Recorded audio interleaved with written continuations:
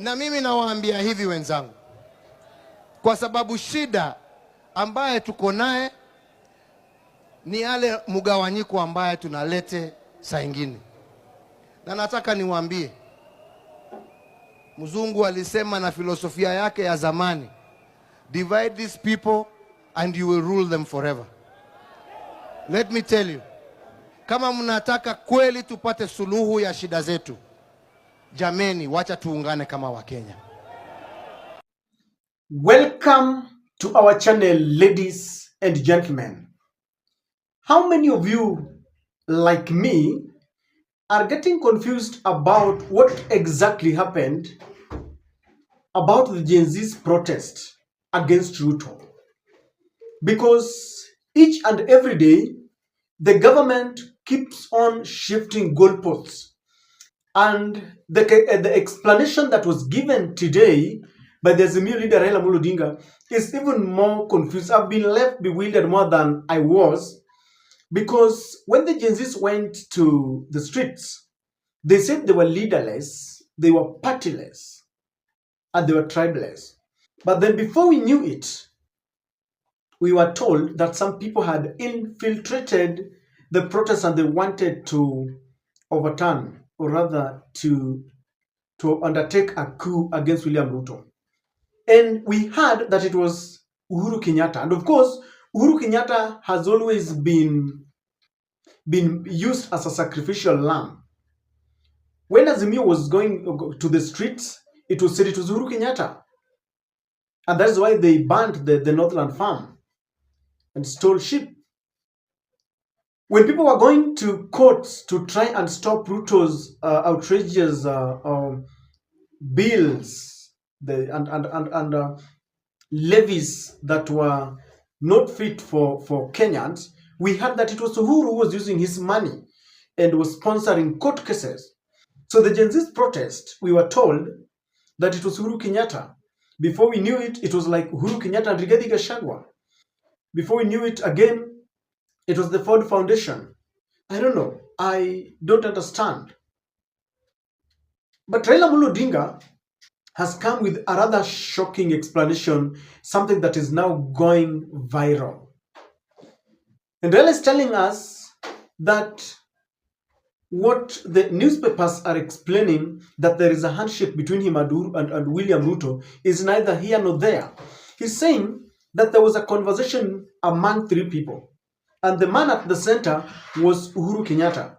That Uhuru told him that the country was burning, and so he needed to look for William Ruto. And there's something I don't understand, because I want you to watch this video. It is Uhuru who told him to look for William Ruto. Before he sought to have a meeting with William Ruto called him, meaning Uhuru was also talking to Ruto. And they came up with this system where is now baptized a broad-based government. Can't you listen to Raila Amolo Odinga? Sasa ile nchi inachomeka, Uhuru ndiye alinipiga mimi simu. Uhuru akaniambia mimi, tafuta bwana Ruto ongea na yeye. Kenya ikichomeka hatakuwa na nchi nyingine. Mpaka hii tuzime hii moto, watu waketi chini waendelee waliwane. William ndiye akanitafuta. Na mimi nikaongea na yeye wazi kabisa. Mimi unajua mambo yangu, mimi sifichagi mambo. Nasema direct. Magazeti hapa wanaandika sijui nini Raila na Ruto handshake, hakuna handshake. Hakuna handshake. Kile tulisema, mimi niliongea na Ruto nikamwambia shida iko hapa. Hawa watu yako ambao wameweka pale hawajafanya kazi vile wananchi wanataka. Wananchi wameudhika, ndio naona hao sasa vijana wamejitokeza. Na vijana wakaniambia mimi, wewe baba kaa nyumbani. Usitoke, umefanya ya kutosha. Wache sisi tuendelee. Sasa hawa vijana sio ndio wazimu. Nataka hii maneno yatutuliwe. Hawa watu ambao wameweka pale yote hawajafanya kazi sawa sawa. Ndio sababu hasira iko mingi namna hii. Na tena hawa askari yako wanatumia nguvu zaidi. Wanapiga watu risasi, watu ambao hawana silaha. watu wanafanya majeraha namna hii. Kuna wengi wako kwa hospitali na kadhalika. Hiyo inazidi kuleta hasira zaidi. So, ladies and gentlemen, that explanation has taken the country by storm.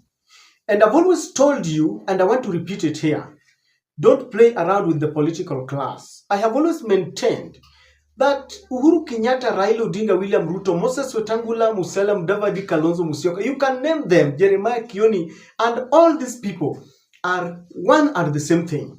Now, William Ruto, on one side, was telling us that it was Uhuru who wanted to topple his government. Now, Raila is telling us that the same man who was the key suspect in some imaginary, I don't know, attempted coup, is now the man who was calling Uhuru Kenyatta, calling Raila and calling William Ruto. Now, if you want to know why it is even more confusing is, Raila tells us he was told to look for Ruto. I have a problem with that. Who was supposed to look for the other? It was Ruto who was under siege. So why was Uhuru telling Raila to look for Ruto? I thought it would be the other way around. It should have been Ruto looking for Raila. All the same, before he sought and he looked for him, it was Ruto who came. And we may conclude that Uhuru told Ruto, can you look for Raila? And Raila was told, please look for him so that the country should not burn. Now, Raila tells us that the country was burning and so they met. You and I understand that the reason why the country was burning was because Gen Zs reacted to the Finance Bill 2024. And they had other conditions. My opinion in this is one that might be very unpopular, but after trying to have scrutinized and analyzed, and I've come to the conclusion that indeed there were elements that infiltrated the Gen Z's demonstration and they wanted to use Raila. I said I could be wrong, and you are allowed to disagree, even throw insults in the comment if you want, but I have a feeling that somebody wanted to infiltrate Gen Z's protest so that Ruto is hosted and then they come with the narrative that, this is what the constitution says, so we need to take over. But then every theory has got its merits and demerits, the drawbacks and weaknesses. If indeed there was someone who wanted to topple Ruto's government, why haven't we seen any arrests? Of course, we've heard on news headlines that some people have been harassed, some people have been questioned, especially senior members, staff members of Gachagua. Apart from that, there is nothing, no any arrest that has been made. And therefore, it makes me think that, I remember when Ruto told that someone wanted to kill Wafula Chebukati, and then a commission of inquiry was supposed to be set up. It has never been set up. So to date, where are the people? You see how that theory, I believe in it and then I try to dismantle it. But then, this political class tells us that they saved the country. Was that the best way to save the country? I understand and I agree that if Kenya burns, it burns with all of us. But then, the manner in which Raila did it, to me, was not the best way. And I know that many have supported Raila, and I support that if that was the only way that we could reach peace, because I can support Gen Z's removing William Ruto, but I cannot support a group, an anonymous, amorphous group coming, and they're the one peddling this word. Gen Z's are leaderless, they are tribeless, yet they have an agenda behind it. But if Raila tells us that he told William Ruto that it is your cabinet that is not doing the right job, because William Ruto himself told us that he had succumbed to the pressure from Gen Z because his cabinet, according to him, was corrupt and was not able to help him achieve and deliver his dreams. The question that I don't understand, why did he bring back people like Chirchir, Murkomen, and Edwale? Why? Even Kithure Kindiki. And he only did that knowing very well that he had given Raila his people. Because if Raila tells us that the main reason, that was part of the reason that the cabinet was corrupt, people brandishing their showcasing their watches, the expensive watches, this kind of showcase of opulence.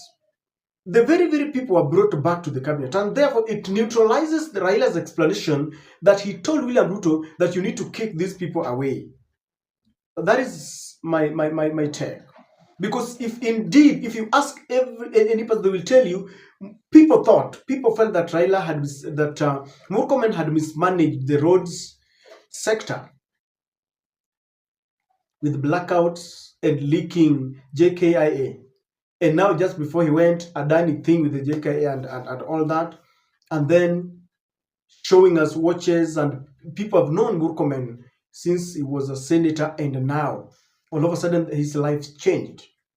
And he was brought, and I'm just using him as an example. If indeed Ruto and Raila were very serious about Gen Z's demands, they would have dissolved the way they dissolved that cabinet and given us fresh brains. And that is why that I feel something is amiss. And I'm also beginning to imagine that I've always been right by telling you that the political class will always unite when their interests converge. But if it's William Ruto who looked for Raila after being told by Uhuru Kenyatta, what interest does Uhuru Kenyatta have? And is it true that Uhuru Kenyatta wanted to topple Ruto's government?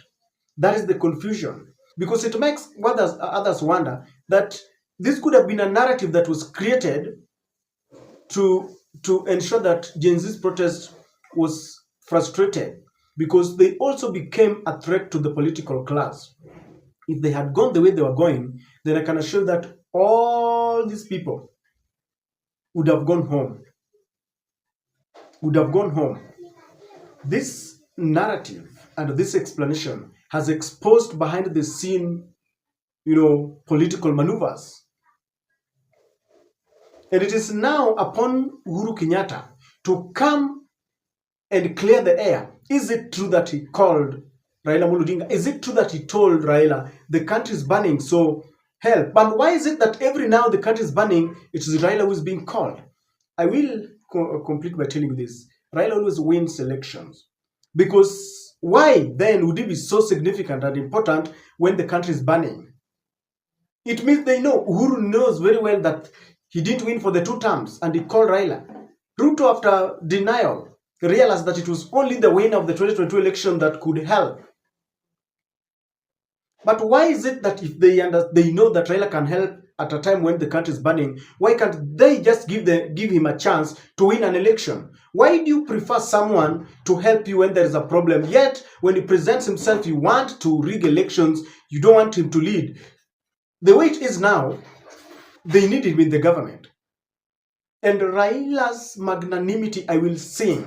Raila's statesmanship, where he's always being called to help, is one that will deny him a chance to become a president of this country.